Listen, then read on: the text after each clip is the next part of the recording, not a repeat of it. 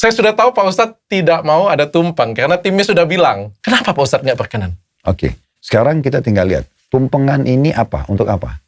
Sebenarnya ini yang pengen saya pelajarin di tahun ini sih Pak Ustadz. Ada yang namanya dengan Islam asli, kalau saya nyebutnya Pak Ustadz ya. Ada yang dinamakan dengan Islam tradisi. Dan ini bercampur aduk semuanya, sampai saya pun nggak ada yang tahu lagi nih. Ini Islam yang mana nih? Saya pikir tumpengan itu adalah Islam selama ini. Jangan kau temukan kuburan kecuali yang kau samaratakan dengan tanah. Jangan diwarnahin, jangan ditulisin, jangan diterangin. Kalau kita kan sekarang malah pagar, tembok, dan segala macam itu. Kalau mereka bilang, tapi kan ini di sekitar lingkungan saya semua lakukan. Nah itu kan berarti sudah jadi tradisi. Oh. Dianggap tradisi itu. Makanya kami sering bahasakan begini sederhana dok. Jadikan Islam sebagai tradisi, jangan tradisi diislamkan.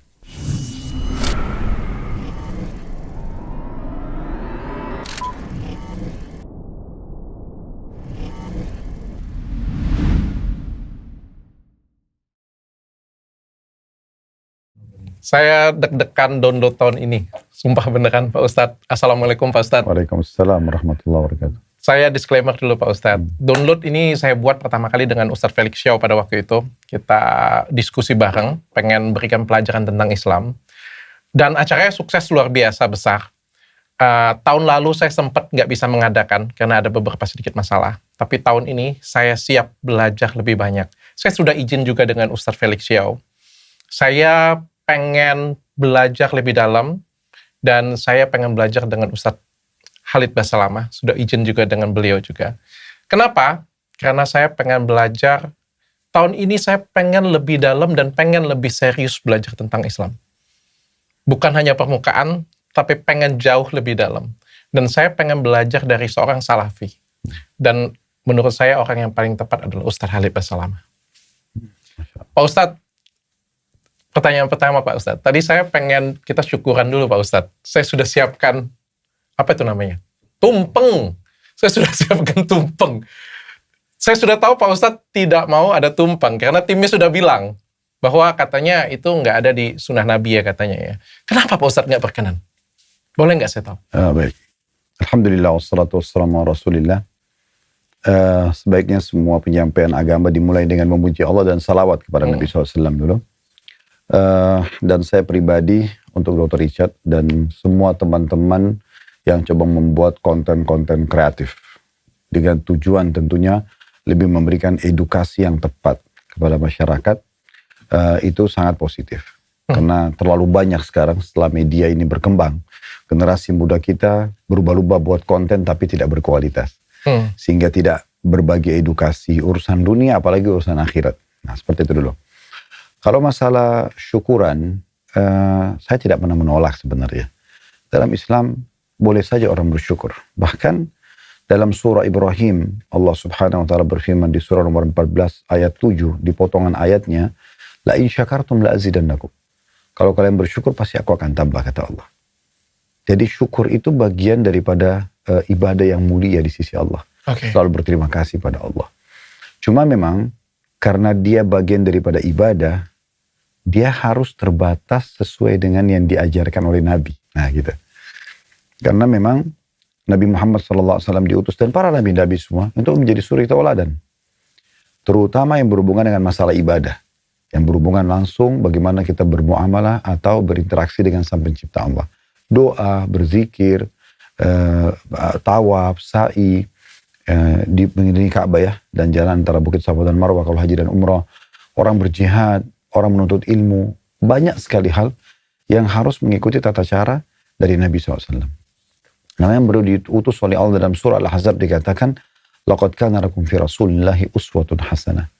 Liman kana yarjullah wal yawmal akhir wa dzakarallaha katsira. Pada diri Rasulullah Muhammad SAW ada suri tauladan yang baik buat kalian. Maknanya ciplak hidup beliau, semuanya.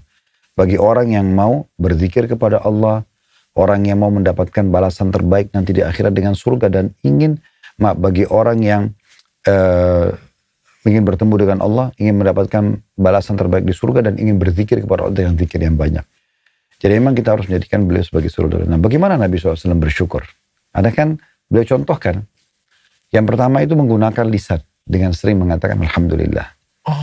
Dalam sebuah riwayat yang sahih dikatakan, Nabi SAW kalau dapat nikmat yang menggembirakan, maka beliau membaca Alhamdulillahilladzi bini'matihi tatimmus shalihat.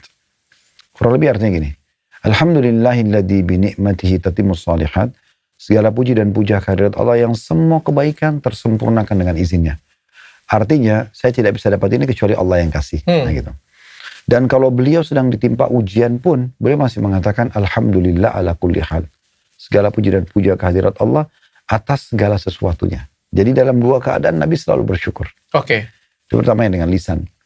Yang kedua tentunya menghadirkan hati. Dalam arti kata, jangan sampai kita bilang Alhamdulillah tapi hati kita ragu. Benar gak sih Allah dengar? Benar gak saya akan dibalas nanti kalau orang bersyukur akan ditambah? Harus diikuti.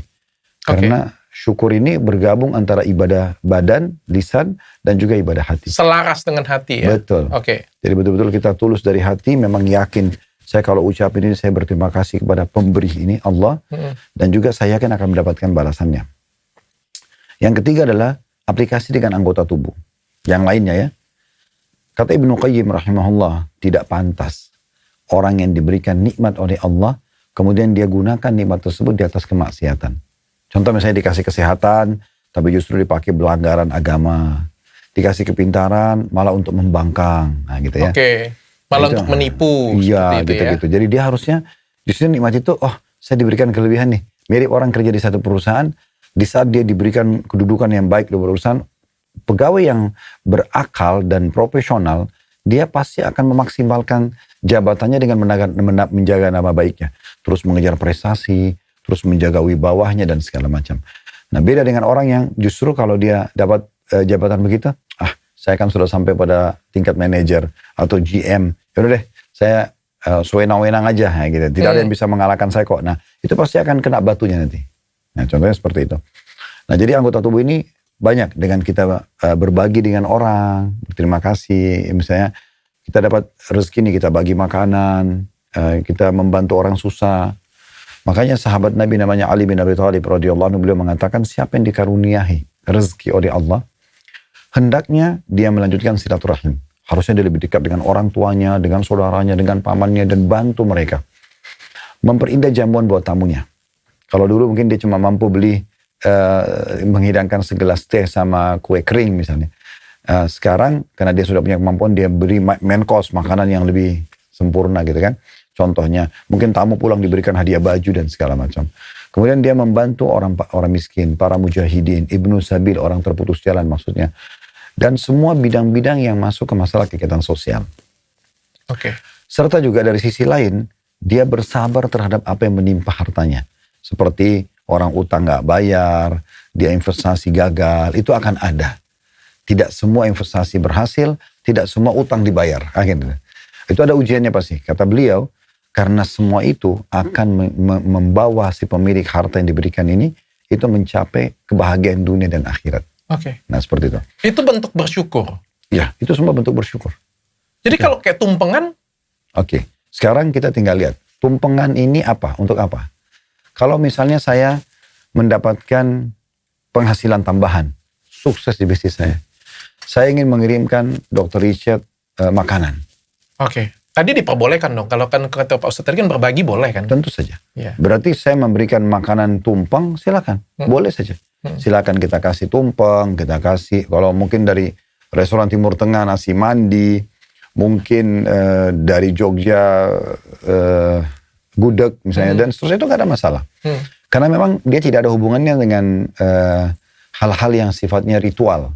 Oke. Dalam arti kata gini, contoh misalnya, kapan tumpeng itu nggak boleh? Tumpengnya kan halal, nasi kuning segala macam.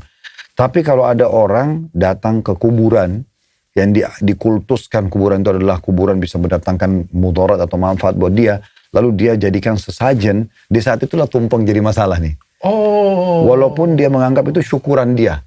Misalnya sebagai tanda syukur, bisnis saya berhasil, saya akan berikan tumpeng ini sesajen di kuburan kiai ini atau syekh ini misalnya. Nah itu tidak pernah Nabi contohkan, tidak pernah Nabi menyuruh memberikan makanan atau sesajen di kuburan para syuhada Uhud misalnya. Atau sahabat-sahabat yang meninggal di kuburan Baqi, kuburan yang ada di sebelah masjid Nabi SAW, yang tentu kuburan tersebut didoakan oleh Nabi, penghuninya akan dimaafkan. Jadi tinggal peletakannya saja. Oke, saya paham Pak Ustadz. Jadi sebenarnya ini yang pengen saya pelajarin di tahun ini sih Pak Ustadz.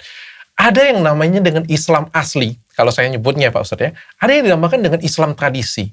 Dan ini bercampur aduk semuanya, sampai saya pun nggak ada yang tahu lagi nih.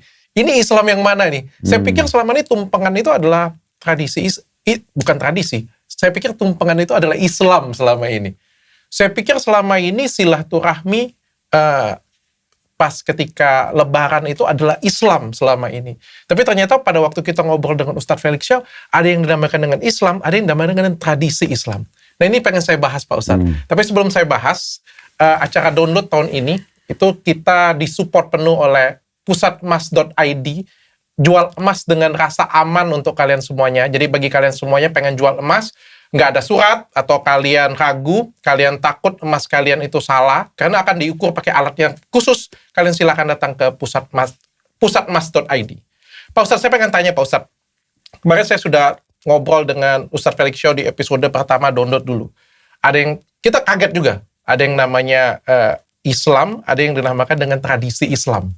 Yang tadi saya bilang berbaur jadi satu Pak Ustadz.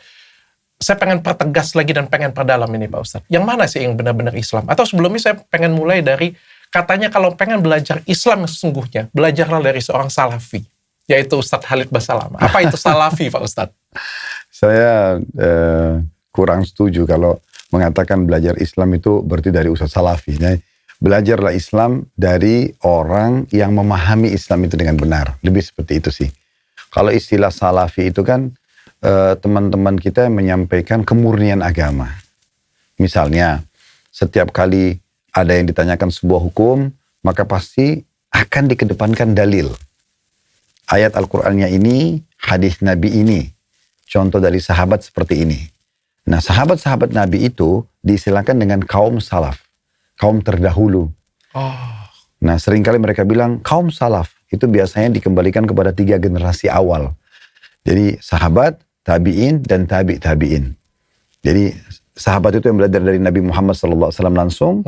Tabi'in ini yang belajar dari sahabat Nabi. Tabi'in yang belajar dari sahabatnya sahabat Nabi. Gitu. Oke, 3 generasi. Kenapa 3 generasi ini? Karena Nabi sendiri yang bilang. Kata Nabi SAW, sebaik-baik abad generasi adalah generasiku. Berarti sahabat. Lalu generasi sesudahnya, lalu generasi sesudahnya. Di sini ulama hadits mengatakan berarti tolok ukur seseorang kalau mau belajar kembali kepada 3 generasi ini. Itu yang diistilahkan dengan kaum salaf. Nah, teman-teman yang suka sampaikan ini diberikanlah julukan salafi. Padahal sebenarnya mereka itu mengajak kepada kemurnian ajaran supaya jangan berwarna-warni. Nah, seperti itu. Apa yang dulu Nabi ajarin, apa yang dinukil kepada para sahabat, tabi'in belajar dari sahabat, tabi'in belajar, maka itu aja murni diajarkan pada umat. Nah, seperti itu. Oke, Pak Ustadz, saya bodoh Pak Ustadz, ajarin saya. Jadi kita itu kalau pengen belajar agama Islam, yang benar-benar real Islam, yang harus kita percaya, itu apa saja? Pasti Al-Quran satu. Ada yang namanya hadis lagi, ada yang namanya sunnah lagi, ada yang namanya apalagi ya, kata kiai lagi. Yang mana sih yang harus kita dengerin dan harus kita pelajarin dengan benar-benar ini real Islam? Oke. Al-Quran kita sepakat dulu ya. Kitabullah dan kalamullah. Dia kitabnya Allah dan perkataan Allah murni. Al-Quran bukan makhluk. Gitu. Dia rujukan semua umat Islam seluruh dunia. Terdiri dari 114 surah. Semuanya otentik. Dari awal turun sampai menjelang hari kiamat akan sama. Makanya umat Islam yang hafal Quran di benua manapun, di Eropa, di Amerika, di Asia, di Afrika, sama. Akan sama urutan surah pertama Al-Fatihah, yang kedua Al-Baqarah, yang ketiga Al-Imran, yang keempat An-Nisa, yang kelima Al-Ma'idah, Al-An'am, dan seterusnya sampai surah nomor 114 An-Nas. 6.000 sekian ayat. Itu rujukan utama. Yang kedua adalah sunnah Nabi. Sunnah Nabi SAW ini sebenarnya dia terdiri dari perkataan Nabi, diistilahkan dengan qauliyah, perkataan Nabi. Kemudian bisa juga ada perbuatan Nabi, dikenal dengan istilah fi'liyah. Contoh perkataan Nabi, Nabi bilang kerjakanlah ini, lakukanlah ini misalnya. Atau jangan lakukan ini, gitu kan? Tinggalkanlah itu misalnya. Atau Nabi perbuatan. Contoh Nabi praktekin sendiri sholat, praktekin sendiri berperang, jihad, membela agama, praktekin sendiri haji. Dan beliau mengatakan, Sallu kama ra'aitumuni usolli. Salat sebagaimana kalian lihat persis saya lakukan salat itu. Sampai Nabi pernah naik di atas mimbar untuk mempraktekin salat biar kelihatan. Oke. Haji juga begitu. Khudu anni manasikakum. Ambil manasik haji itu dari aku. Sampai Nabi itu betul-betul mempraktikkan, menunjukkan waktu di Mina tanggal 8 hari Tarwiyah itu apa saja yang dikerjakan. Sampai sahabat itu menukil Nabi pakai unta warna apa, jalan di mana, apa yang Nabi baca semua dinukil. Karena Nabi bilang, ambil manasik ini dari aku. Peperangan juga begitu. Apa yang Nabi SAW contohkan, seperti misalnya mengatur strategi perang, kemudian mengumpulkan harta sebelum membentuk pasukan, kemudian beliau kasih syarat para pasukannya nggak boleh membunuh wanita, anak-anak, nggak boleh merusak fasilitas umum, nggak boleh membunuh orang yang menyerah, tidak boleh memulai penyerangan kecuali sudah tawarkan Islam terlebih dahulu. Banyak yang ditontonkan. Itu contoh. Kemudian yang ketiga, masih di sunnah Nabi ya, itu namanya takririyah, persetujuan Nabi. Jadi apa yang Nabi SAW lihat dari sikap dan perbuatan seorang sahabat, dan ternyata itu Nabi tidak tegur, Nabi diam aja, berarti persetujuan Nabi. Sebagai contoh misalnya, pernah ada sahabat namanya Khalid bin Walid radhiyallahu anhu, beliau makan biawak padang pasir. Ditangkap, terus dibakar, dihidangkan depan Nabi. Lalu beliau mengatakannya, Rasulullah silahkan. Nabi SAW diam, lalu beliau mengatakan, hadza laisa bi ardi qaumina. Ini bukan dikenal di wilayah kami. Tapi Nabi nggak larang Khalid bin Walid. Khalid bin Walid makan di depan Nabi. Ini berarti takririyah, setuju. Nabi setuju, nggak apa-apa. Nah, selama ada perkataan Nabi, perbuatan contoh Nabi dan persetujuan Nabi, berarti dia adalah sunnah Nabi. Nah, biasanya digabungin, diistilahkan dengan hadis. Itu namanya hadis. Iya. Nah, kalau sunnah sendiri, kalau diitlakkan untuk Nabi, berarti sudah masuk semua tiga hal tadi itu. Tapi kalau kita itlakkan sunnah secara global, maka masuk juga perkataan dan perbuatan sahabat-sahabat Nabi. Jadi kalau dibilang berpeganglah pada Al-Quran dan sunnah, berarti Al-Quran dan contoh dari Nabi dan sahabat Nabi. Karena ada sahabat-sahabat Nabi kan, mereka berbeda-beda level ya. Misal Dr. Richard punya teman yang selalu bersama-sama dalam seharian. Ada juga mungkin temannya Dr. Richard dekat, tapi ketemunya cuma seminggu sekali. Mungkin ada juga teman dekat, tapi ketemunya sebulan sekali. Gitu-gitulah. Nah, saya kasih contoh ini supaya dipahami, Nabi Muhammad SAW itu punya banyak sahabat. Tapi ada sahabat Nabi yang standby. Dia 5 waktu sholat sama Nabi kemana dia ikut, ke pasar, segala macam gitu. Ada yang cuma ketemu sejumat sekali. Jumat aja dia ada waktu datang. Ada yang cuma ketemu sebulan sekali. Ada yang ketemu cuma 1 kali dalam perjalanan jihad. Ada yang datang cuma masuk Islam lalu pergi, gak pernah ketemu Nabi sampai meninggal. Nah, level-levelnya ini membuat mereka berbeda-beda dalam menyampaikan. Nah, dan juga kadang-kadang kalau wahyu sedang turun, kan Nabi SAW sampaikan kepada siapa yang ada. Contoh Nabi mendapat wahyu dari Jibril AS, misalnya tentang satu perintah apa dari Allah. Maka misal yang hadir situ 10 orang sahabat. Maka boleh sampaikan, telah datang Jibril kepadaku menyampaikan ini. Nanti 10 orang ini menyampaikan kepada yang lain. Makanya banyak sekali hadis-hadis yang sahabat sampaikan dinukil dari Nabi Muhammad. Mungkin yang satu dengar, yang satu belum pernah dengar. Nah, berarti kalau diitlakkan sunnah secara global, itu masuk juga dengan perbuatan-perbuatan dan perkataan sahabat. Diambil daripada hadis Nabi SAW, alaikum bisunnati wa sunnatu khulafa rasyidin mahdiyina min ba'di. Berpegang pada sunnahku dan sunnah khulafa rasyidin. Maksudnya 4 pemimpin yang menjadi raja setelah Nabi meninggal. Abu Bakar, Umar, Uthman, dan Ali. Dikenal dengan khulafa rasyidin. Berpegang pada sunnahku dan sunnah mereka. Nah, disilakan juga dengan sunnah di situ. Jadi kalau kita mau, apa nih yang saya harus dengar? Ya Al-Quran. Apalagi sunnah Nabi Muhammad SAW. Dan perlu diikutin dengan satu statement menarik, yaitu sesuai dengan yang dicontohkan juga dan dinukil oleh para sahabat Nabi. Karena para sahabat Nabi ini hadir melihat wahyu turun. Karena kalau kita coba bilang, Al-Quran dan sunnah aja, semua orang bisa mengklaim itu. Tapi dia bisa menginterpretasikan, dia bisa menjabarkan sesuai dengan apa yang dia faham. Akhirnya berbeda dengan apa yang sahabat fahami. Karena sahabat ini hadir pada saat itu kan. Tapi kalau misalnya saya sering dapat kutipan kayak gitu Pak Ustadz, katanya dari orang yang terpelajar dari Arab ya katanya, yang menerjemahkan atau memberikan memberikan tafsir. Itu bagaimana Pak Ustadz kalau? Kalau gini, kalau ayat Al-Quran itu ditafsirkan. Tafsir itu mesti dirincikan. Di antaranya sebab turunnya ayat itu, kapan turun, siapa saja yang hadir. Itu sababun nuzul namanya. Bisa juga misalnya dari ayat itu ada yang ditujukan sebagai sebuah hukum yang Allah ingin sampaikan. Itu semua dirincikan di ilmu tafsir namanya. Jadi Al-Quran terus ada tafsirnya, ya, merincikan apa yang dimaksudkan. Tapi tidak mengganggu dan tidak mengubah sama sekali ayat-ayat Al-Quran. Oke lah Pak Ustadz. Sekarang saya bingung Pak Ustadz. Yang mana yang harus saya percaya? Yang mana yang Islam asli, yang mana Islam yang bukan Islam Pak Ustadz? Karena ada yang bilang Islam itu contohnya ya, salaman dengan seorang guru aja ya. Saya tadi pagi swipe lihat tuh, lewat tuh. Oh, kebetulan banget tuh. Saya nggak tahu kenal atau enggak sih. Bahasa lama juga di atasnya ya.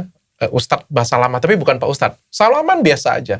Yang satunya lagi salaman sampai pegang kepala, sampai cium dada, sampai cium kaki. Jadi saya nggak tahu Pak Ustadz, yang mana ini yang Islam, ajaran Islam yang sebenarnya yang mana ini Pak Ustadz. Dan bukan hanya ini, ada banyak lagi yang lain, serentetan yang lain lagi. Bagi saya yang pengen belajar, saya pengen tahu yang mana yang harus saya percaya Pak Ustadz. Sebenarnya secara umum salaman itu sunnah Nabi Muhammad dulu. Asal kita salamannya dengan yang pertama sesama jenis, laki-laki sama laki-laki, perempuan sama perempuan. Karena kata Nabi SAW, aku tidak menyalami wanita. Nah, beliau mengatakan begitu. Berarti sebagai contoh untuk umatnya, laki-laki jangan sembarangan salaman sama perempuan. Nah. Kemudian yang kedua adalah salaman dengan laki-laki dan perempuan, tapi ada istilah mahram. Mahram itu artinya Dr. Richard gak boleh nikah dengan mereka. Contoh ibu kandung, tante, ponakan, gitu kan. Nah itu semua adalah mahram. Ini kita boleh salaman laki-laki sama perempuan. Tapi yang global secara umum, memang ada larangan masalah itu. Itu dulu. Jadi salaman sebenarnya bagian daripada sunnah Nabi. Cuman memang ada batasan-batasannya. Dan kata Nabi SAW tidak ada dua orang muslim yang bersalaman. Kemudian mereka melepaskan tangannya kecuali berguguran dosa-dosanya. Karena salaman itu bagian daripada ibadah gitu kan. Nah cuma sekarang kita pindah. Kalau dikembangkan lebih jauh. Contoh misalnya seorang murid salaman sama gurunya. Sebatas apa dia boleh salaman? Ya yang paling aman dia salaman biasa.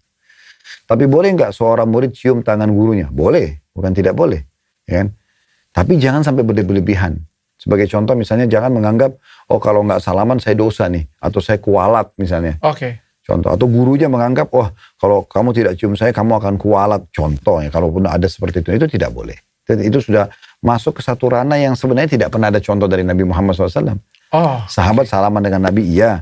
Pernah ada riwayat berpelukan sama laki-laki gitu kan. Saling menghormati, tadi mungkin dokter salaman sama saya contoh, ya itu seperti itu masih oke-oke saja gitu. Nah, tapi kalau sampai pada tingkat, ini kayak tadi dikultus ya, terlalu berlebihan, misal contoh mencium kaki dan segala macam, ini dikhawatirkan nanti akhirnya menuju kepada pengkultusan individual. Dan itu ada diistilahkan dengan gulu, berlebih-lebihan. Dan itu bukan Islam ya? Jadi itu memang masalahnya dilarang oleh Nabi SAW. Ya, kata Nabi SAW, hati-hati dengan gulu, berlebihan, karena itu yang membinasakan umat sebelum kalian. Pak Ustadz. Kalau kami misalnya, dulu kan saya belajar di Madinah. Kami diajarkan oleh guru-guru kami di sana, ulama-ulama yang kami belajar. Walaupun mereka tuh sudah doktor, profesor, pasti salamannya biasa aja. Kami masih mahasiswa tingkat 1 kuliah pun, kalau salaman itu, udah disuruh salaman biasa. Selain dia merasa itu membuat dia tidak sombong, juga dia ingin mendidik kepada kita, salaman seperti ini yang dicontohkan. Nah, begitu. Oh, justru semakin tinggi, semakin seperti itu ya Pak Ustadz ya? Ya, kalau di Timur Tengah ya. Kalau yang kami dapatkan gitu ya. Maksimal itu di Madinah atau di Mekah itu, kalau ada guru, mereka biasa mencium kepala untuk menghormatin gitu ya. Nah, itu yang ada. Tapi tentu saja, saya bilang tadi, bukan tidak boleh mencium tangan. Atau mungkin ada orang yang kebetulan salaman sama gurunya, karena dia terharu, dia mencium pundaknya. Tapi itu bukan sebagai pengkultusan. Hanya mungkin sebatas dia menghormati mungkin. Tapi kalau sudah sampai ke kaki ini sebaiknya tanda kutip jangan. Nah. Kalau Ramadan sendiri Pak Ustadz, yang namanya Islam asli itu yang bagaimana Pak Ustadz? Puasa nih pasti. Selain puasa? Semua ibadah yang ada perintahnya. Membaca Al-Quran, berzikir, di pagi dan sore hari, membuka puasakan orang, ya, bersedekah secara buka bersama Pak Ustadz? Betul. Itu buka bersama juga bagian dari Islam kah? Iya. Ya. Karena memang ada hadis yang berbunyi, siapa yang membuka puasakan orang lain, dia akan dapat pahala orang yang dibuka puasakan tanpa dikurangi sedikit pun dari pahala orang yang dibuka puasakan. Makanya kadang-kadang saya bilang gini dok, di pengajian saya, mau nggak Bapak Ibu ini kalau Ramadan ya, mau nggak Ramadan ini, kalaupun 30 hari puasa, kita semua individu mendapatkan pahala kita 30 hari, kalau kita masih hidup ya, tapi ada plusnya 30 yang lain, 60 yang lain, 90 yang lain. Kelipatan 30. Umum jemaah mengatakan tentu mau Ustaz. Baik. Caranya sederhana. Buka puasakan orang. Berbagi buka puasa. Karena memang kata Nabi SAW begitu. Siapa yang buka puasakan orang yang puasa, dia akan dapat pahala seperti orang yang dibuka puasakan tanpa dikurangi sedikit pun dari pahala orang yang dibuka puasakan. Contoh Dr. Richard puasa nih. Contoh. Anggap angka pahala Dr. Richard hari itu 100. Saya pada saat menjelang buka puasa, ayo dok kita buka puasa sama-sama yuk. Saya traktir. Udah deh, apa aja deh, minuman, intinya buka puasa lah. Ya, membatalkan puasa dengan makan atau dan minum. Maka saya mendapatkan pahala puasa saya dan saya dapat angka 100-nya Dr. Richard tanpa diambil dari 100-nya Dr. Richard. Oke. Jadi tetap utuh. Nah seperti itu. Oke. Berarti buka puasa bersama, bukber itu dengan orang kantor, dengan orang keluarga, rumah, itu adalah bagian dari Islam. Takbiran Pak Ustaz? Takbiran tergantung. Takbiran ini kapan waktunya, gitu kan. Kalau dia takbiran dalam arti kata dibaca pada saat menjelang malam lebaran, pada saat mau Idul Fitri, ya, sholat Idul Fitri, Idul Adha, itu ada bagian daripada sunnah Nabi SAW. Oke, sebelum takbiran jauh banget tarawih maksudnya. Abis kita buka bersama tuh tarawih ya. Tarawih itu Islam sesungguhnya atau tradisi? Tarawih sunnah Nabi SAW, bagian daripada Islam. Tarawih itu artinya santai dok, santai. Jadi sebenarnya tarawih itu adalah sholat tahajud. Pernah dengar tahajud ya? Sholat tahajud, sholat malam. Nah, sholat tarawih itu sama. Cuma bedanya di bulan Ramadan kita dimudahkan oleh Allah dalam syariat Islam untuk mengerjakan tahajud tanpa harus memundurkan sampai di sepertiga malam. Jadi begitu habis sholat ba'diyah Isya, habis Isya ada sholat sunnah 2 rakaat, langsung bisa sholat malam. Gitu. Dimudahkan agar semua umat Islam minimal setahun sekali pernah sholat malam gitu. Itu namanya tarawih. Oke. Mbak, kalau silaturahmi sendiri, Pak Ustadz, kalau misalnya pas udah lebaran nih, silaturahmi itu bagian dari Islam juga? Sila itu artinya menyambung hubungan ya. Rahim orang yang punya hubungan kekerabatan. Ya. Ini dianjurkan sepanjang tahun. Sepanjang kita hidup. Oh, bukan cuma pas lebaran saja? Karena memang kata Nabi SAW, siapa yang ingin dipanjangkan umurnya, diluaskan rezekinya, dia lanjutkan hubungan silaturahim. Kan begitu.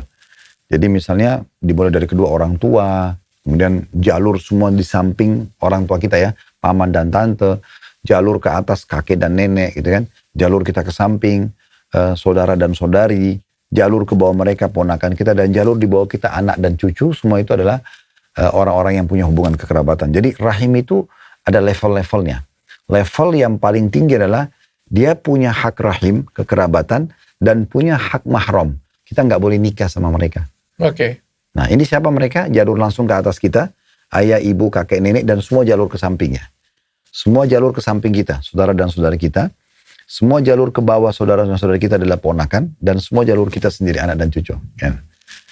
Ini namanya rahim dan mahram. Ada juga rahim dan mahram, punya hak rahim kekerabatan dan punya hak untuk tidak boleh menikah, itu namanya saudara susuan. Jadi misalnya Dr. Richard punya anak, misal masih bayi, kemudian dititipin ke anak tetangga. Lagi mau pergi, kebetulan ibu tetangga ini lagi nyusuin. Dan dia nyusuin anak kita. Kalau sampai 5 kali disusuin dan kenyang, ibu itu menjadi ibu susuan dia. Kalau misal anak Dr. Richard itu laki-laki, maka ibu itu jadi seperti ibunya. Nanti punya hak kekerabatan dan punya hak mahram, tidak boleh menikah. Termasuk tidak boleh anak Dr. Richard menikah sama anak ibu itu. Misalnya ada anak ibu itu perempuan, anak itu laki-laki, nggak boleh nikah karena anak saudara susuan namanya. Nah ini orang yang punya hak rahim dan mahram. Ada orang yang punya, ini juga termasuk dalamnya pasangan orang tua kita ya. Kayak misalnya istri ayah, suami ibu. Contoh, ayah kita duda, kemudian dia nikah lagi dengan seorang wanita. Walaupun misalnya lebih muda dari Dr. Richard, istri ayah, tetap dia adalah rahim dan mahram abadi. walaupun cerai sama ayah, walaupun ayah meninggal, ya, tetap aja itu adalah mantan pasangan orang tua itu mahram abadi. Gitu. Oke. Begitu juga dengan janda, misalnya seorang ibu, dia nikah sama laki-laki lagi, kebetulan ibu ini punya anak perempuan dari suami pertama, maka anak perempuan dia adalah mahram suami ibunya sekarang, walaupun bukan ayah langsungnya. Nah, ada orang yang punya hak rahim tapi bukan mahram, Dok. Maksudnya dia punya hak kekerabatan tapi masih boleh menikah. Ipar, kan? Oke. Jadi misalnya adik istri, kakak istri. Kalau bagi istri saya misalnya adik atau kakak saya. Oke. Ya. Selama masih status suami istri sama saya, tentu nggak boleh terbuka pintu pernikahan itu. Tapi kalau saya meninggal atau bercerai, maka bisa saja adik saya atau kakak saya menikah sama mantan istri saya. Karena mereka punya hak rahim tapi bukan mahram. Oke. Bisa terjadi. Atau mantan pasangan atau pasangan paman dan tante. Nah itu tante kita sama suami tante dan istri paman itu bukan mahram tapi dia rahim. Gitu. Nah ini namanya orang-orang yang punya hubungan kekerabatan dengan kita. Nah silaturahim dan hubungan ini ada sepanjang tahun dianjurkan, dan itu kita harus dahulukan mereka dari orang-orang yang lain yang tidak punya hubungan rahim. Oh, keluarga terdekat. Betul. Terlebih dahulu. Makanya kata Nabi kepada seorang sahabat, dia bilang gini, ya Rasulullah, saya punya sekantong dirham. Ini ada duit nih, saya mau bagi. Saya punya 2 orang target.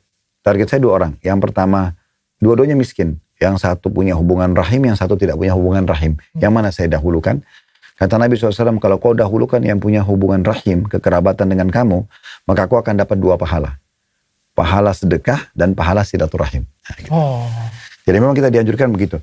Jadi kalau kita lihat di tatanan sosial, Dok, ya, kalau setiap orang peduli dengan kerabatnya, itu sebenarnya tuntas masalah kemiskinan itu. Karena umumnya di keluarga itu pasti ada yang kaya, ada yang miskin. Oke. Dahulukan keluarga dulu ya. Betul.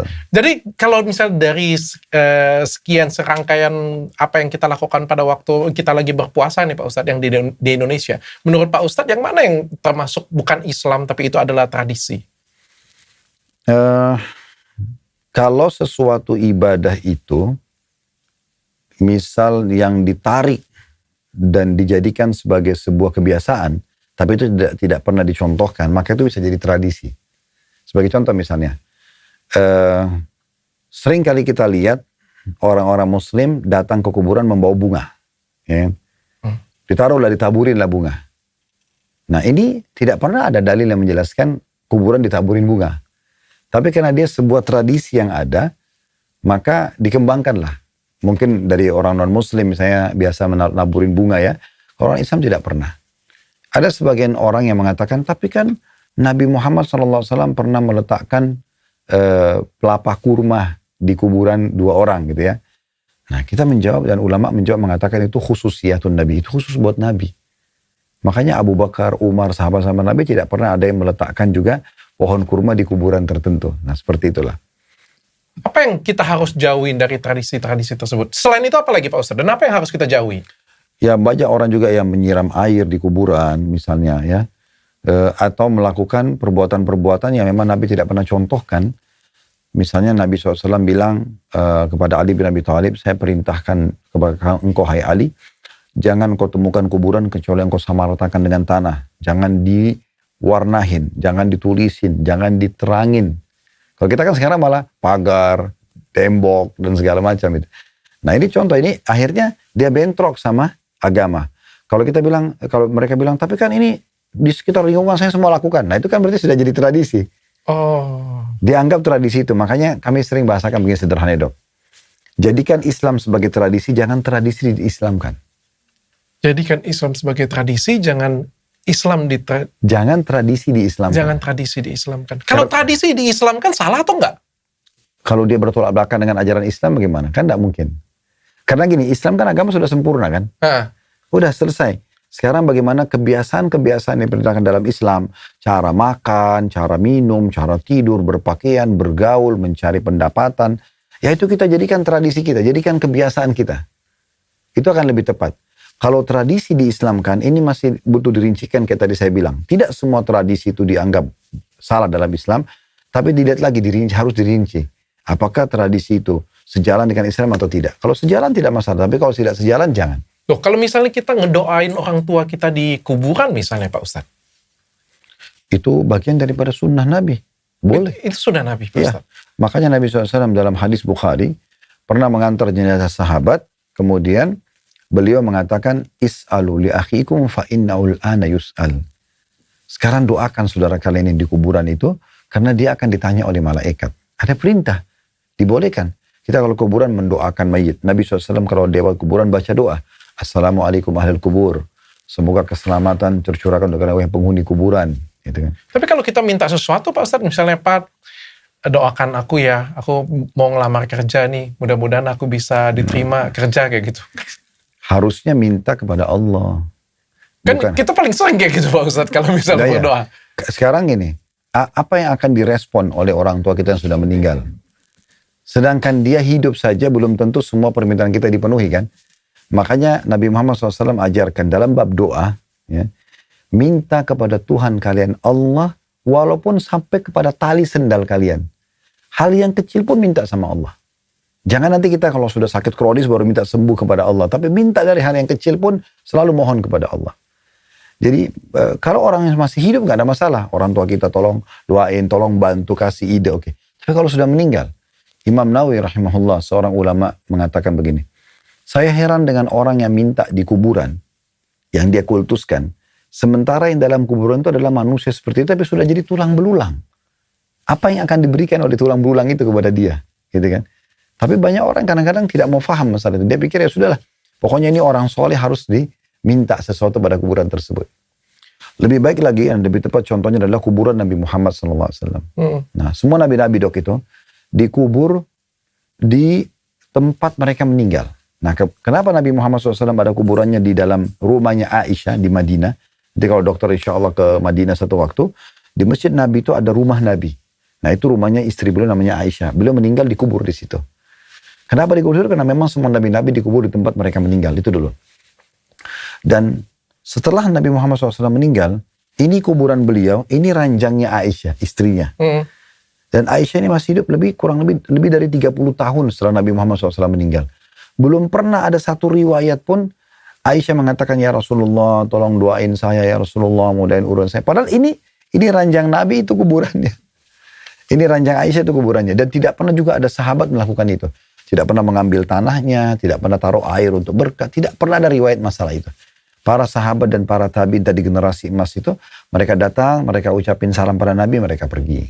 Oh, harusnya bukan malah berdoa di situ minta sesuatu kayak gitu. Ya, kalau dia berdoa dalam arti kata mendoakan mayit, iya, orang hidup mendoakan mayit. Tadi saya sudah bilang itu sunnah.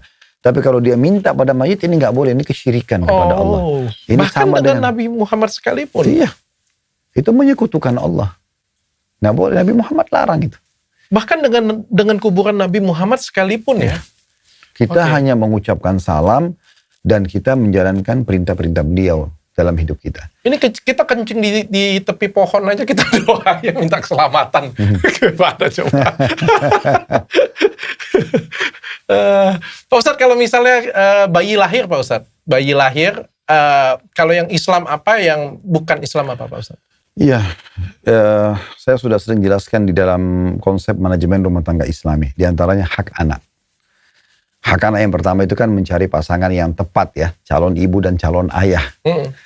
Yang sesuai dengan panduan agama, supaya nanti pemilik sperma ini si ayah akan jadi ayah dia, nasab dia, dan perempuan ini yang akan jadi ibu dia, yang akan sering sama dia, yang dia minum susunya dan segala macam gitu ya. Maka itu hak yang pertama. Hak yang kedua, memberikan konsumsian yang halal. Sehingga dari masih di perut dia sudah minum susu ibunya, konsumsi semuanya dari halal. Sehingga dia tumbuh besar dalam hal. Karena kata Nabi SAW, lahmun nabata min suhtin an-naru awla bihi. Daging dan darah yang tumbuh dari harta haram, maka neraka lebih pantas baginya. Dan yang ketiga, di hari lahirnya. Di hari ke-7 dari lahir, itu disunnahkan kita melakukan beberapa hal. Jadi misalnya hari ini lahir nih. Mulai hari ini hari 1 dihitung. Sampai hari ke-7 ke depan. Pertama, kita memberikan nama yang baik. Loh, kok langsung 7 Pak Ustadz? Azanin Pak Ustadz? Itu ada ya. Maaf, itu pada saat baru lahir. pada saat baru lahir boleh diazanin. Dalam pendapat sebagian ulama, tidak semua membolehkan itu ya. Oh, itu bukan wajib. Bukan. Jadi ada hadis Nabi yang menyebutkan kalau Nabi pernah azan di telinga Hasan, cucu beliau. Tapi hadis ini ada yang melemahkan, ada yang menerima. Nah, yang melemahkan mengatakan berarti tidak ada azan dan iqamah di kuping bayi. Bagi yang berpegang pada hadis ini, tapi ada landasannya, cuma memang dilemahkan oleh sebagian ulama, mereka bilang ada azannya.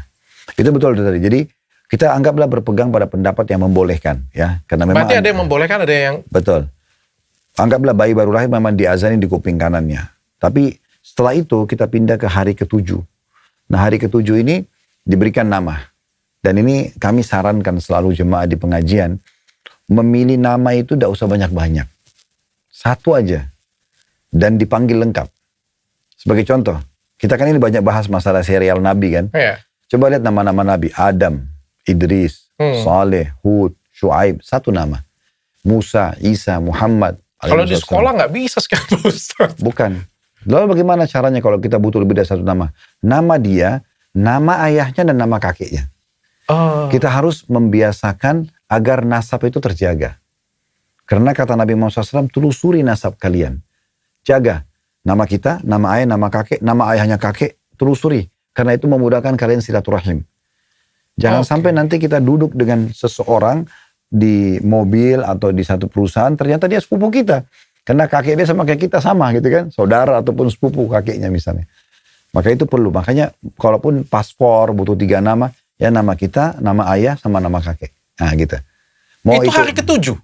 Hari ke-7 memberikan nama. Kalau misalnya sudah dipersiapkan dari 3 bulan dari kandungan? It's okay. Sekarang kita mulai resmikan namanya di hari ke-7. Oh. Kita sudah pilih nama dari sebelum bayi itu lahir masih oke. Tapi tadi saya bilang diresmikan nama itu disampaikan, nama bayi ini si Fulan, itu di hari ke-7-nya. Hari ke-7. Karena kata Nabi SAW, pilihlah nama terbaik buat kalian, karena dengan nama itu kalian akan dipanggil hari kiamat. Dan kita disuruh berikan nama-nama yang terbaik gitu ya. Tentu ada nama yang terbaik itu seperti penghambaan kepada Allah. Abdullah, Abdurrahman itu artinya hamba Allah, hamba zat yang maha pengasih. Kalau perempuan amatullah. Kemudian ada setelahnya nama-nama nabi. Semua nabi-nabi. Kemudian nama istri-istri nabi, gitu kan. Kemudian nama ibu nabi misalnya, gitu-gitu ya. Lalu kemudian pindah kepada sahabat dan sahabat-sahabat nabi. Cuma yang penting komposisinya satu. Tapi itu boleh Pak Ustadz? Diperbolehkan? Ya. Jangan sampai gini, saya tidak salahkan, tapi ada orang kadang-kadang namanya Muhammad Yusuf Harun, misal. Muhammad Nabi, Yusuf Nabi, Harun Nabi. Siapa yang akan dipakai nanti namanya? Karena dia ambil dari semua nama Nabi kan gitu. Oke. Atau ada orang misalnya, kebetulan ayah saya punya rumah sakit di Makassar, karena ibu dokter, pernah ada orang, atau hampir sering kali orang kalau melahirkan di rumah sakit kami, karena diberikan nama Nur Syifa oleh ayah saya, artinya cahaya kesembuhan gitu ya. Maka dia, kebetulan waktu itu ada lahir di bulan Sya'ban, bulan Hijriah, di Nur Syifa, maka dia namakan anaknya digabungin antara nama bulan sama nama rumah sakitnya, misal contoh. Nah ini sebenarnya sayang kalau menurut saya. Lebih bagus pilih satu nama nabi-nabi kalau laki-laki, nama istri-istri nabi kalau perempuan, atau nama sahabat-sahabat nabi misalnya, dan ambil satu nama. Oke. Makanya istri-istri nabi juga itu Aisyah, satu nama. Khadijah, Sofia gitu kan. Ini semua satu-satu nama. Jadi pilih satu nama dan dipanggil lengkap. Kalau gender reveal, sekarang lagi banyak banget tuh Pak Ustadz. Gender reveal, Pak Ustadz tahu nggak gender reveal? Enggak, belum. Gender reveal ini lagi tren nih Pak Ustadz. Jadi kalau misalnya hamil, nanti kita entah itu gimmick atau apa ya, istrinya nggak kasih tahu suaminya nih jenis kelaminnya apa nih. Kejutan. Lalu di bulan ke-6 nanti dibikinin pesta, ada petasan nih. Kalau misalnya biru anaknya itu laki-laki, pink anaknya perempuan, dibuatin pesta kayak gitu punya. Itu boleh nggak dalam Islam? Pertanyaan sederhana, untuk apa? Betul. Kan kita juga kalau mau buat sesuatu, sebaiknya berkualitas. Gitu kan? Saya tidak ada kualitasnya. Artinya, kenapa harus buat kejutan? Kenapa nggak dari awal gembira aja gitu kan? Nah ini 4 bulan anak laki-laki loh, udah selesai. Tapi kita boleh tahu, gendernya apa kita boleh tahu? Kenapa tidak? Boleh ya Pak Ustadz ya? Itu nggak ada masalah.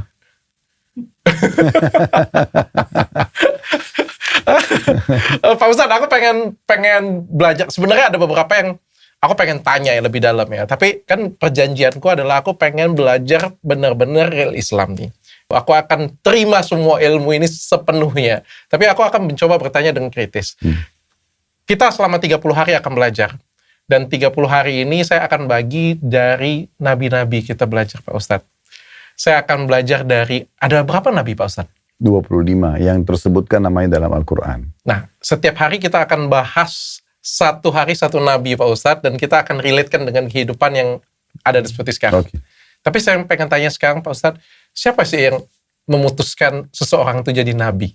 Dia sendiri? Ditunjuk? Siapa yang tunjuk? Apa bukti penunjukannya?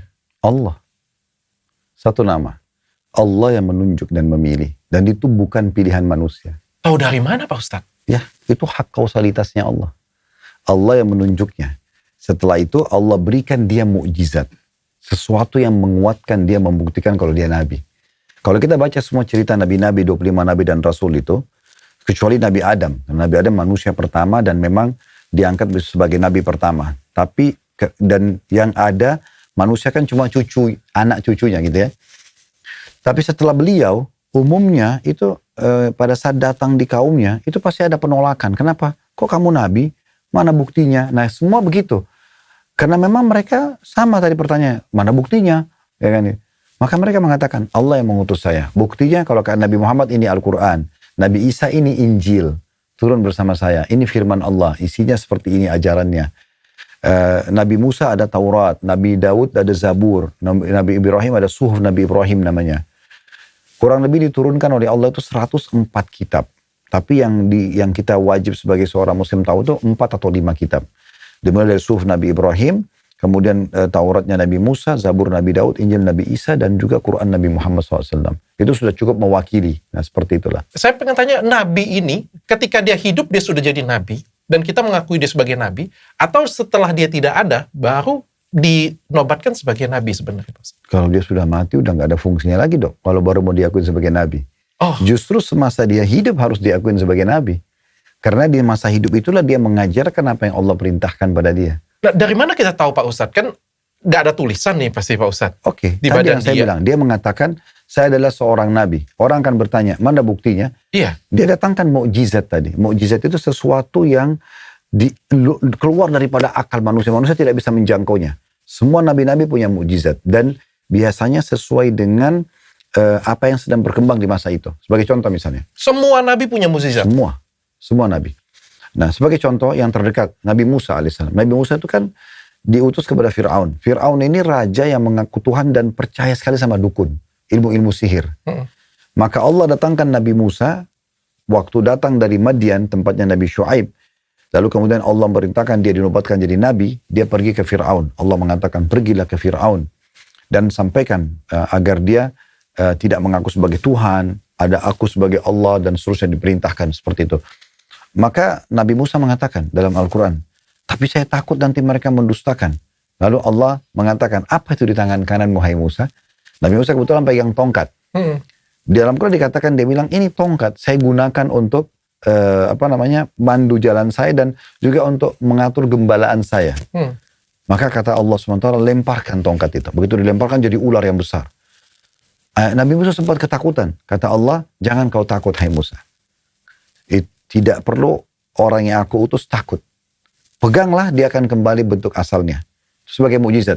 Nanti datang ke Fir'aun, bilang kau utusan Allah. Kalau dia tanya mana buktinya, lepaskan tongkat ini. Dan itu tidak mungkin ada manusia yang bisa melakukan mukjizat itu. Dia pasti dalam definisi bahasa Arab, syai'un kharikun anil ada. Sesuatu di luar daripada kapasitas manusia normal. Gitu. Di masa Nabi Isa, masyarakat lagi suka sekali ilmu kedokteran. Allah datangkan Nabi Isa yang sampai hari kiamat tidak mungkin ada orang yang bisa melakukan. Kalau kita sekarang bicara lingkup agama Islam ya. Nabi Isa lahir tanpa ayah, tanpa sperma, dari rahim sucinya Maryam alaihissalam. Dan itu diceritakan panjang lebar dalam surah Maryam, surah nomor 19.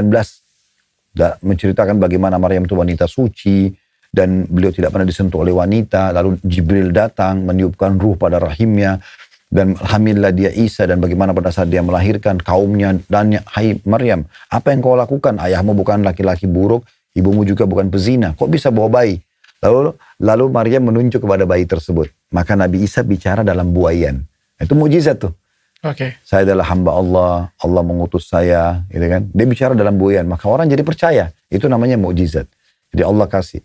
Setelah Nabi Isa dewasa, maka Nabi Isa bisa menghidupkan orang mati, menyembuhkan orang tuli, sakit dan sebagainya. Nah, seperti itu. Itu adalah Nabi. Iya. Oke. Ada penguatnya, ada mukjizatnya. Saya agak cepat ya Pak Ustadz ya, karena banyak sekali pertanyaan di kepala saya.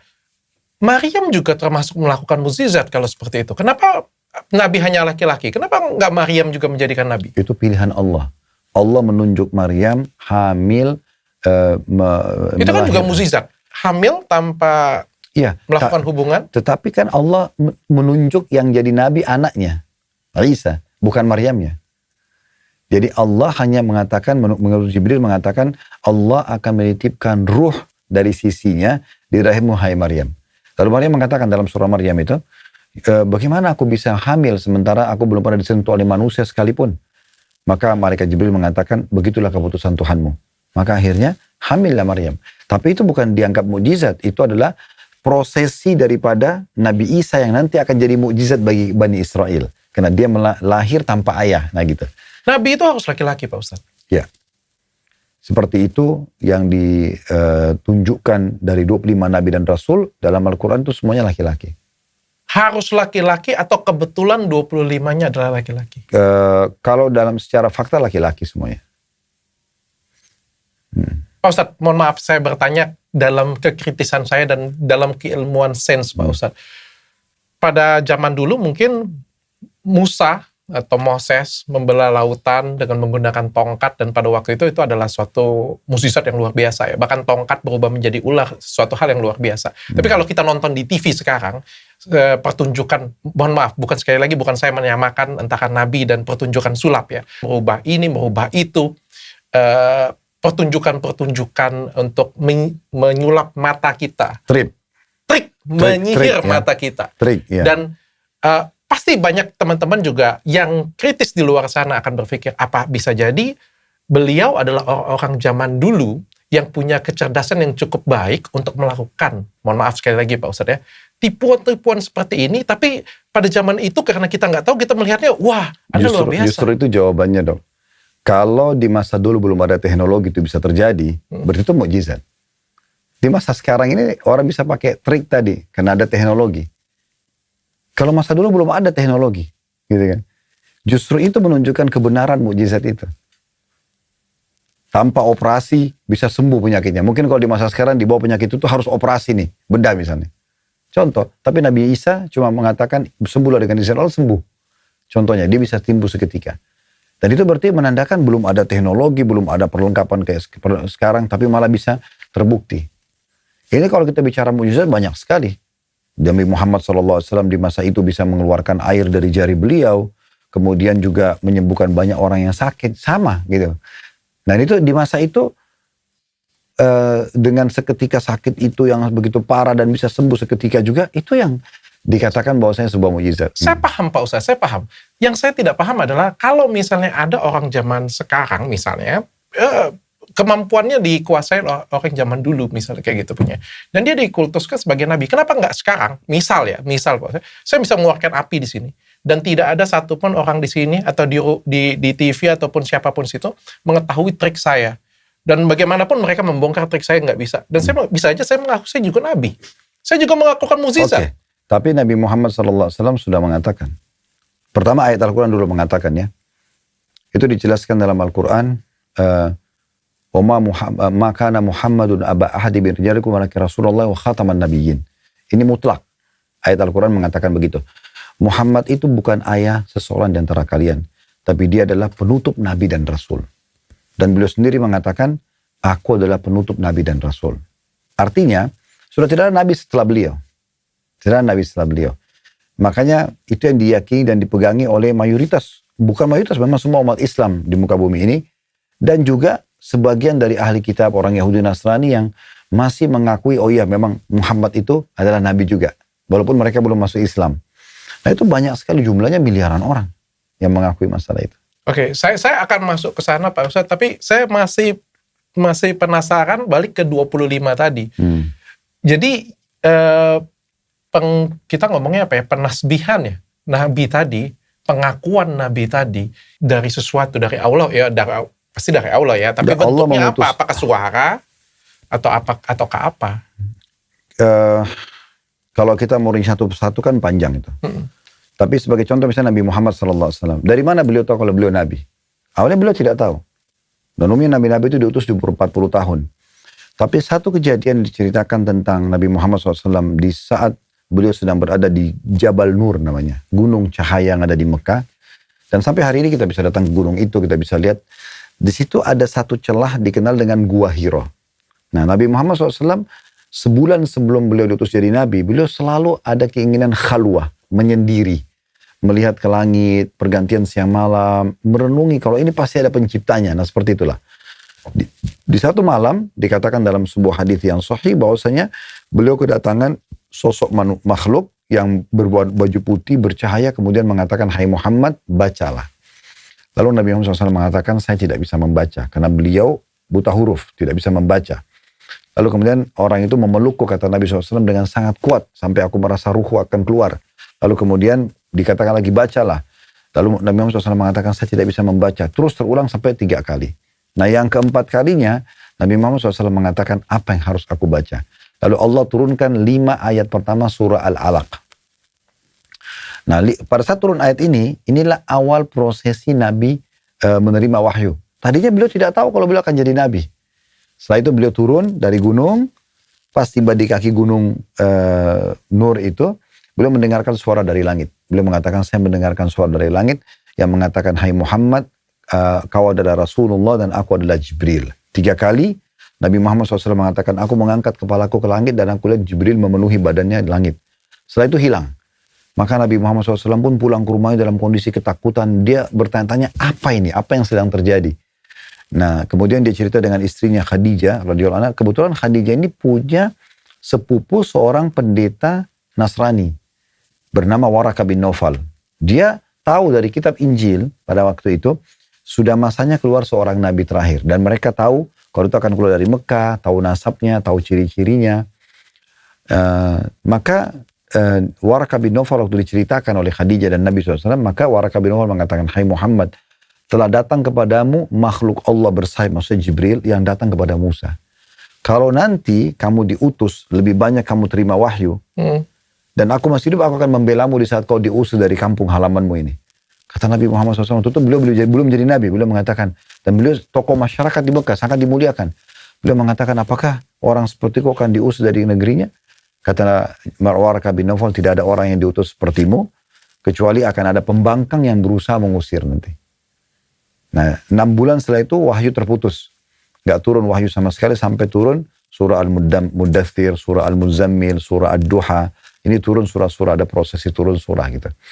Nah, setelah itu barulah Nabi SAW disuruh untuk menyampaikan dakwah, prosesi. Nah, sementara itu proses penyampaian wahyu terus berlanjut. Sampaikan ini hai Muhammad, sampaikan ini hai Muhammad. Ada yang datang membantah, maka bantahan itu dijawab dalam Al-Quran. Begitu terus proses sampai 23 tahun Al-Quran sempurna. Oke. Pak Ustadz, saya masih belum puas. Karena saya belum puas, maka kita lanjutkan 25 pembahasan Nabi itu nanti setiap hari, Pak Ustadz. Karena saya pengen benar-benar tahu kenapa mereka harus pantas menjadi Nabi. Kenapa mereka adalah seorang Nabi. Apa saja mukjizatnya. Dan kebetulan saya pengen belajar lebih lanjut. Tapi sebagai penutup, yang pengen saya tanya adalah, tentu saja Tuhan bisa berubah pikiran, Pak Ustadz. Tuhan kan Maha Kuasa, Maha Esa, Maha semuanya. Tentu saja Tuhan bisa berubah pikiran. Kalau misalnya Nabi Muhammad adalah Nabi terakhir, ya siapa yang tahu Tuhan berubah pikiran dan merubah rencana besarnya kepada kita manusia. Kan bisa-bisa saja, mungkin saja ada Nabi selanjutnya, Pak Ustadz. Jadi Dr. Richard coba berbicara sesuatu yang kemungkinan, dan kemungkinan itu membantah suatu fakta yang sudah pasti. Allah mengatakan tidak ada Nabi lagi sesudah Muhammad, kita bilang bisa saja Allah berubah pikiran. Ini gimana ceritanya nih? Jadi mendatangkan sesuatu yang coba ini kemungkinan, tapi ini yang sudah fakta.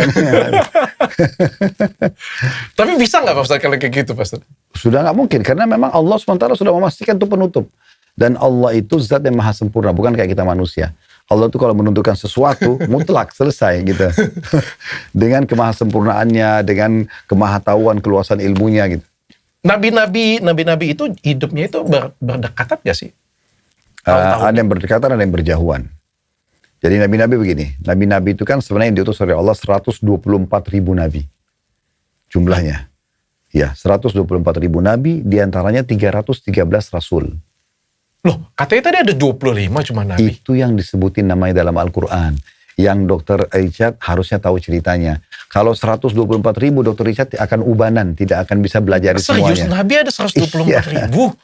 124 ribu kata Nabi SAW. Waktu ditanya berapa jumlah nabi-nabi dan rasul, beliau mengatakan 124 ribu, diantaranya 313 rasul. Bedanya apa nabi sama rasul? Oke. Kalau nabi, itu seseorang yang Allah utus hanya mengingatkan kaumnya apa yang disampaikan oleh nabi dan rasul sebelumnya. Dia nggak bawa ajaran baru. Misalnya ada nabi nih sebelumnya diutus. Kemudian dia tinggal bilang, itu nabi sebelum saya ingatin masalah ini loh. Kalian harus lanjutin estafetnya ya.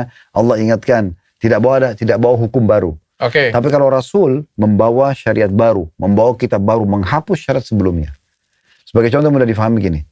Kan Dr. Richard dulu Nasrani. Kan? Nah, kita menurut orang-orang Nasrani, Yahudi itu kondisinya kafir bukan? Oke. Kafir kan? Iya. Kenapa dia kafir? Kenapa orang Nasrani mengatakan Yahudi kafir? Karena bagi teman-teman Nasrani ini, Yahudi ini harusnya melanjutkan estafet kenabian dari Musa ke Isa. Dan Isa ini seorang rasul. Artinya, dengan diutusnya seorang rasul, dengan membawa kitab Injil, isi Taurat itu sudah tidak berlaku. Dihapus oleh Injil. Oke. Tetap diyakini Taurat pernah turun, tapi hukum tidak berlaku lagi. Yang berlaku kitab Injil. Itulah sebabnya, kenapa kalian tidak lakukan estafet? Estafet berarti kalian beriman. Tidak estafet berarti kalian kafir. Memang begitu. Oke. Nah sama dengan waktu Nabi Muhammad SAW, beliau seorang Rasul. Maka wajib kita yakini Nabi Isa ada, Nabi Musa ada, Taurat dan Injil pernah turun, tapi yang berlaku Al-Quran. Karena ini Rasul. Rasul itu menghapus syariat sebelumnya. Tapi mereka itu satu induk, satu agama. Kalau seorang Muslim itu meyakini semua Nabi-Nabi agamanya Islam. Tidak ada agama lain yang Allah kirim. Jadi yang Nabi Muhammad SAW ajarkan bukan agama baru. Ini estafet dari Nabi-Nabi semuanya. Suruh beriman kepada Tuhan yang satu. Mengejar surga yang sama. Yang dibahasakan istana, ada dayang-dayang, ada kebun-kebun. Dijauhkan dari neraka, sama siksaannya, dibakar, dipanggang, dan segala macam sama. Perbedaannya apa? Di syariat, di hukum-hukum. Di masa Nabi Musa, orang kalau buat dosa besar, itu disuruh membunuh diri. Di masa Nabi Muhammad SAW sudah dihapus. Taubat nggak harus bunuh diri. Tapi cukup menyesali, janji sama Allah tidak ulangi, udah selesai. Ya, maka Allah akan maafkan kesalahannya. Itu contoh, itu namanya syariat. Jadi perbedaan syariat. Tapi sebenarnya agamanya satu. Oke. Tapi Nabi sebanyak itu 124, tapi dicatat semua. Dicatat dalam arti kata apa ini? Ya kan kalau 124 ribu kan, ya kan jabatan Nabi kan bukan, mohon maaf ya Ustadz ya, bukan Perdana Menteri, Menteri 1, Menteri 2, Menteri nggak penting kayak gitu punya kan. Kan kalau kayak gini kan 124 kan harusnya semuanya sama dong. Selevel kan harusnya kan. Kenapa ini ada 25 nabi yang harus kita pelajarin, sedangkan 124 ribu dikurang 25-nya, kenapa kita nggak pelajarin? Sederhananya, 25 nabi Rasulullah, kalau saya tanya Dr. Richard, sekarang belum tentu semua dihafal namanya. Sederhananya itu. Apalagi 124 ribu, coba bayangkan. 25 nabi Rasul sekarang, kalau saya tanya, mungkin kepada sebagian da'i pun, coba susun namanya, mereka belum tentu tahu urutannya yang pas. Sesuai dengan zaman. Karena nama-nama orang, biografi orang, hidup dengan kaumnya itu nggak gampang. Dan pesan pentingnya adalah pelajaran apa yang diambil dari kehidupan mereka. Sehingga 25 itu sudah mewakili sebenarnya. Oke, Pak Ustadz kalau kayak gitu, kenapa banyak sekali nabi, namun setelah Nabi Muhammad, tidak ada lagi nabi? Akhir zaman. Kita sudah di akhir zaman, Dok. Nabi Adam itu diutus, diprediksi kurang lebih 5.800 tahun sebelum Masehi. Kalau kita sekarang 2025 Masehi, dimundurin sampai 0 dulu, mundur lagi 5.800 tahun. Coba bayangkan. Sudah 7.500, hampir 7.500 tahun. Ini sudah tua umur bumi di dunia ini. Kita di akhir zaman. Makanya kita sudah banyak hal yang disebutkan oleh Nabi Muhammad SAW. Kata beliau, hitunglah tanda-tandanya sebagai tanda-tanda kiamat. Lalu beliau sebutkan. Di antaranya diutusnya, lahirnya aku. Diutusnya aku dan meninggalnya aku. 3 itu sudah ada. Kemudian beliau sebutkan di masa beliau. Misalnya tersebarnya wabah pes, paun namanya. Itu pernah terjadi di masa Umar bin Khattab radhiyallahu anhu.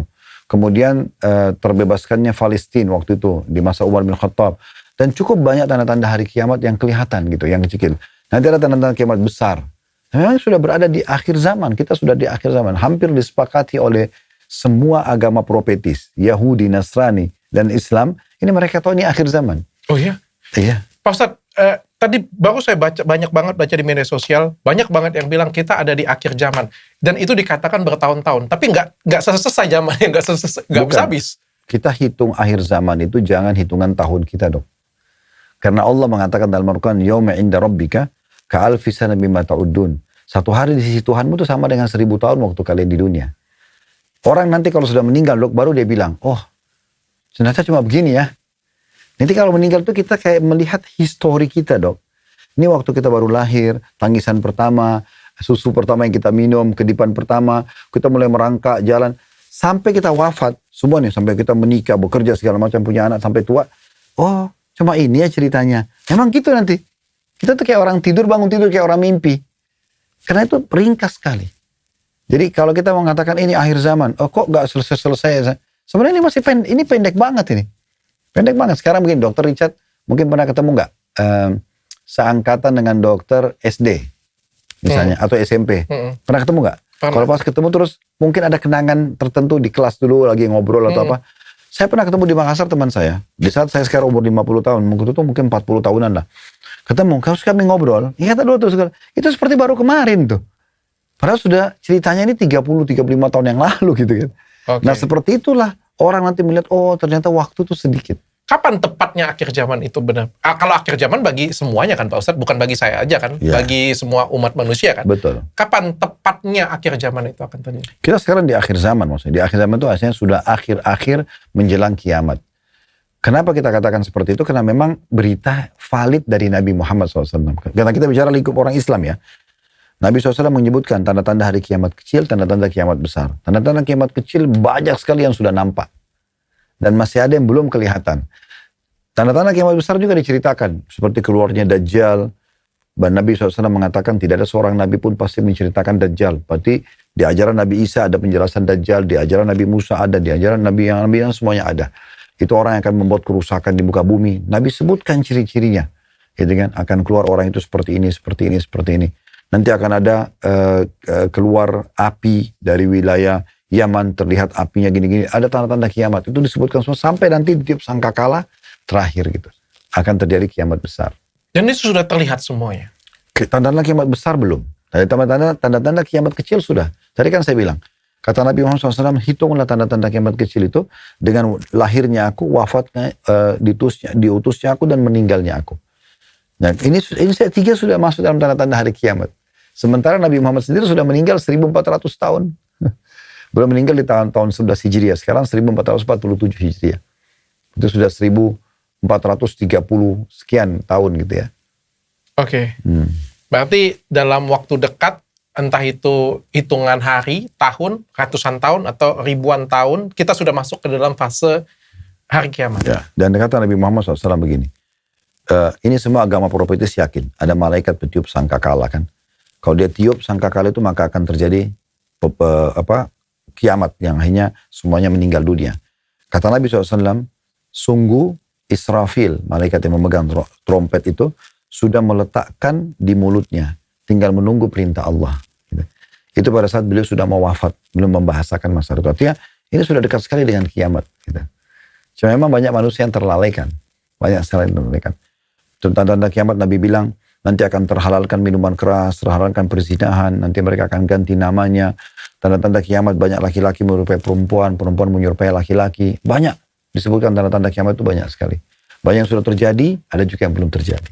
Oke, siap Pak Ustadz. Saya pengen belajar lebih lanjut. Kita mulai dari 25 Nabi, atau kita mulai dari 124.000 Nabi.